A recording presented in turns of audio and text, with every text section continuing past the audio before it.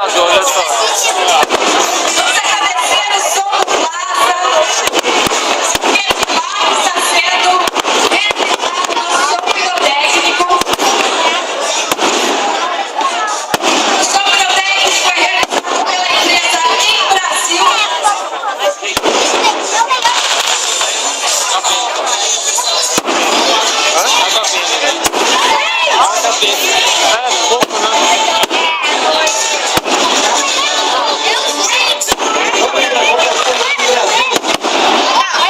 Agradecendo a todos os voluntários, a todos os apoiadores, patrocinadores, também ao público que compareceu em massa aqui neste sábado ensolarado e terminando esta super festa e renovando o nosso convite para que todos venham amanhã, domingo, a partir das 11 horas.